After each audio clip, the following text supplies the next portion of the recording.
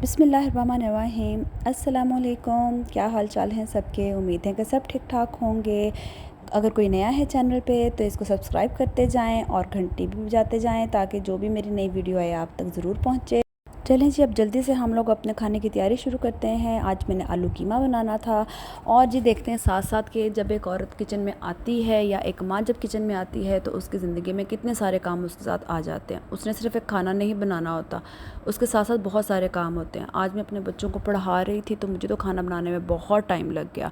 तो मेरे बच्चे तो बल्कि मुझे ये कह रहे थे कि मामा आपने खाना कब बनाना है, आपने खाना क्या बनाना है। तो मैंने सोचा क्यों ना उनका फेवरेट खाना बनाया जाए ताकि बच्चे खुश भी हो जाएं। तो मैंने सोचा चलो जी आज आलू कीमा बनाते हैं। आप आलू कीमे की रेसिपी बिल्कुल एंड तक देखिएगा। मैंने इसमें अपने 2 सीक्रेट इंग्रेडिएंट्स डाले हैं जिसके बाद मेरा आलू कीमा बहुत मज़े का बनता है। बल्कि मेरी बेटी बीच में आई जब मैंने खाना बनाना शुरू किया, जब मैंने कीमा को भूनना शुरू किया तो कहती मामा आज आप इतना यमी खाना बना रही हैं। तो जब अगर आपको इस रेसिपी के बाद अगर किसी ने आपको सब्सक्राइब ना किया तो उसको आप ये वीडियो मत भेजना। तो चलें जी, ये तो छोटे छोटे बच्चे हैं, उनकी मनपसंद जब चीज़ें बनती हैं तो बड़े ही खुश होते हैं। लें जी, मैंने अपना मसाला काटना शुरू कर दिया और ये लें जी मैंने अब इनको कुकर में डाल दिया।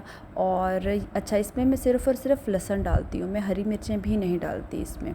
मैंने इसमें नमक डाला, मिर्चें डाली और हल्दी डाल दी और इसमें पानी डाल के इसको मैंने प्रेशर पे लगा देना है। प्रेशर पे नहीं लगाना, मतलब इसको खुलने के लिए गोश्त को मैं रख दूँगी। तो जब गोश्त खुल जाएगा तो उसके बाद हम इसको प्रेशर लगा देंगे। जब तक जरा ये खुल रहा था मैंने कहा फटाफट से अपनी सब्ज़ी बाकी की तैयार कर लूँ। मैंने आलू काटे, मैंने साथ में जो अदरक था, हरी मिर्चें थीं, उनको जूलियन कट में काटा। अब जी ये कहाँ कहाँ डलेंगे ये मैं आपको साथ साथ बताती जाऊँगी, इसके लिए आपको मेरी वीडियो पूरी देखनी पड़ेगी। लें जी, इसका पूरा गोश्त खुल गया था और मैंने इसको प्रेशर पे लगा दिया और ये लें जी प्रेशर हमने खोल दिया। पूरे 8 मिनट का प्रेशर हमने इसको लगाया था और इसके बाद मैंने इसका बर्तन चेंज कर दिया क्योंकि मुझे कुकर के अंदर जो है सालन भूनना मुझे बहुत मुश्किल लगता है, तो इस वजह से मैं इसका बर्तन चेंज कर लेती होती हूँ।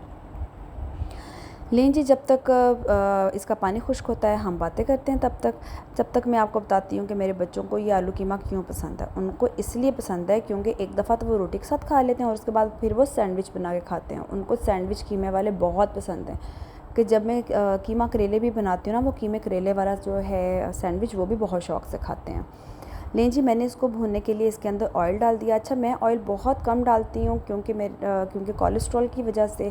तो और मैं रफ़ान कॉर्न ऑयल इस्तेमाल करती हूँ। उससे ये है कि काफ़ी अच्छा एक वेजिटेबल ऑयल है और मतलब आपको काफ़ी कोलेस्ट्रॉल को कम करने में तो नहीं, लेकिन हाँ कोलेस्ट्रॉल को कंट्रोल करने में बहुत मदद देता है। चलें जी, ये तो हो गए कॉर्न ऑयल के फ़ायदे।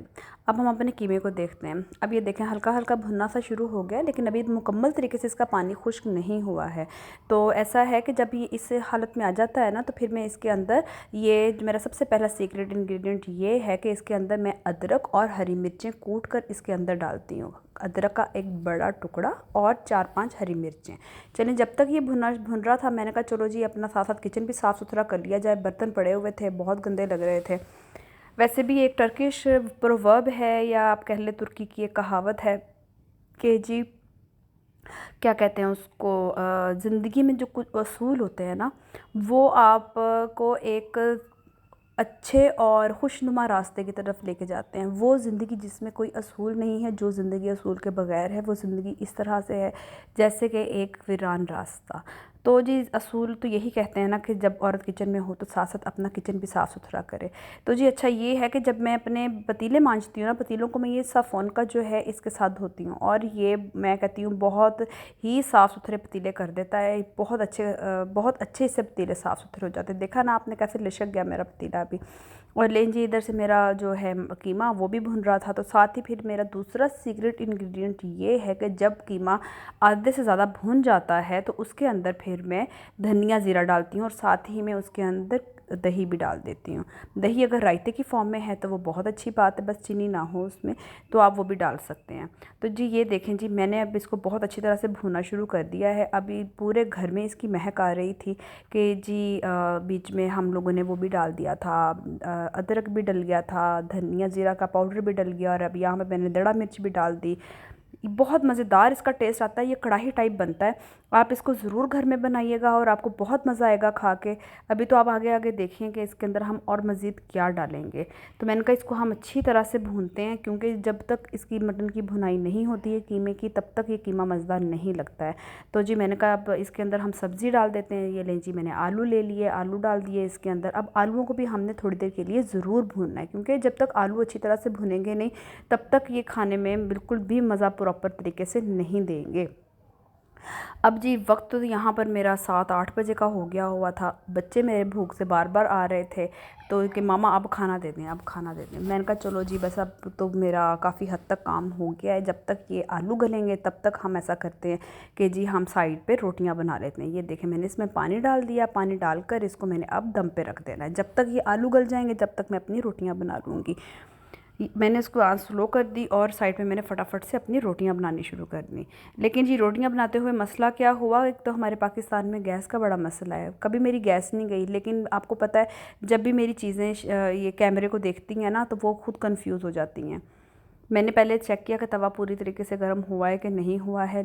तवा काफ़ी हद तक अच्छा गर्म हो चुका हुआ था, लेकिन रोटी को देखें कोई ज़्यादा ख़ास फ़र्क नहीं पड़ा। काफ़ी देर बाद ही फ़र्क पड़ा, तो इसका मतलब है मेरी गैस अच्छी नहीं आ रही थी। लेकिन फिर मैंने कहा भाई अब रोटी तो बनानी है ना, चलो रोटी तो बनाते हैं।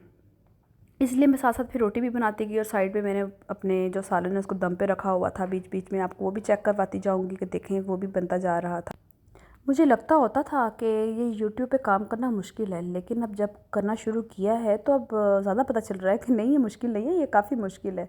पहले आप वीडियो को बनाओ, फिर उसके बाद उसको एडिट करो और फिर उसके बाद उसका जो है सारा का सारा वॉइस ओवर करो। ये भी एक सबसे ज़्यादा मुश्किल काम है कि वॉइस ओवर करने के लिए आपके पास बातें भी होनी चाहिए कि आपने क्या क्या बातें करनी है। ले जी मेरी तो यहाँ पर जो गैस है बहुत ही कम हो गई थी। रोटी तो मेरी कह रही थी कि जी मैंने तो फूलना नहीं है, अब मैं तो सिकना भी नहीं है। लेकिन भाई मैंने भी फिर हिम्मत नहीं छोड़ी। मैंने कहा नहीं जी नहीं, ऐसा नहीं हो सकता, रोटी तो अब कच्ची नहीं छोड़नी है। मैंने बड़ी मुश्किल से रोटी को वो किया पूरा। लेकिन फिर मैंने कहा भाई अब खाने बनाने का टाइम है अब। लेकिन मुझे समझ नहीं आई वैसे उस दिन गैस जाती चली क्यों गई, जबकि हमारे यहाँ पे गैस ज़्यादा नहीं जाती है। फिर मैं थोड़ी देर इधर उधर करके रोटी रख दी पलटा के साइड, ताकि दोनों तरफ से अच्छी तरह से ज़रा ब्राउन हो जाए, बिल्कुल भी वो ना लगे कच्ची ना लगे। ये देखें जी पीछे मेरे बच्चे अपना टीवी देख रहे थे। उन्होंने कहा जी माँ मसरूफ़ है अंदर, तो हम लोग ज़रा टीवी देख लेते हैं। वो सारे मेरे बच्चे बैठे टीवी देख रहे हैं। मैंने जो जी फिर अपना सिलेंडर निकाल लिया, सिलेंडर के ऊपर रोटी बनाना शुरू की। लेकिन सिलेंडर के ऊपर रोटी तो मुझे कभी भी अच्छी नहीं बनानी आती, बहुत ही बुरी रोटियाँ बनती हैं इसके ऊपर। अभी आप देखिएगा आगे, रोटी बिल्कुल भी मज़ेदार नहीं थी। और वो रोटी फिर मैंने अपने ही हिस्से में रखी। मैंने कहा नहीं भी किसी को भी नहीं देनी, वो रोटी किसी को पसंद ही नहीं आनी है। तो जी ये देखें जी मैंने रोटी सेकना शुरू की। शुरू में तो बहुत अच्छी सिकने लगी। मैं कहा चलो जी ये तो बड़ा ही अच्छा हो गया। लेकिन जो ये देखें जी ये रोटी बिल्कुल भी ज़्यादा अच्छी तरह से सीखी नहीं। तो मैंने फिर अपना फ़ैसला किया कि मैंने कहा नहीं जी अगर आंच कम आती है या ज़्यादा आती है, ऐसा करती हूँ मैं रोटी जो है ना अपने चूल्हे पर ही बनाती हूँ। एटलीस्ट रोटी अच्छी तो बन जाएगी ना, क्योंकि ना मैंने देखा है कि जो सिलेंडर है ना उसमें दरमियान में से जो रोटी है ना वो ज़रा जल जाती है। तो इस वजह से फिर मैंने फिर सिलेंडर जो था मैंने बंद कर दिया। मैंने कहा नहीं भाई ये तो काम बिल्कुल भी दुरुस्त नहीं है। तो चले जी, और उसके बाद फिर मैंने अपना सालन को चेक किया। सालन भी काफ़ी हद तक मतलब गल गया हुआ था। बीच में से आलू भी ये देखें जी बिल्कुल बहुत प्यारी सी शक्ल में आते जा रहे थे। और जी ये देखें इधर भी गैस थोड़ी सी बेहतर हो गई थी और धड़ाधड़ फिर रोटियां फूल फूल के उतर रही थी। ये तो फिर मैंने कहा ये तो बड़ा काम अच्छा हो गया है। एक रोटी फूली फिर दूसरी रोटी फूली। मैंने कहा चलो जी ये तो सही हो गया काम। अच्छा आलू कीमे के साथ ना हम लोग बिल्कुल घी के बगैर या मक्खन के बगैर रोटी खाते हैं जी। मैंने इसके अंदर बिल्कुल एंड वाले जो मसाला जात थे मैंने वो भी डाल दिए। कभी आप अब कीमे में या मटन के अंदर ना आप वो डाल के देखिएगा अदरक, एंड पे बहुत अच्छा लगता है, बहुत मज़े का लगता है।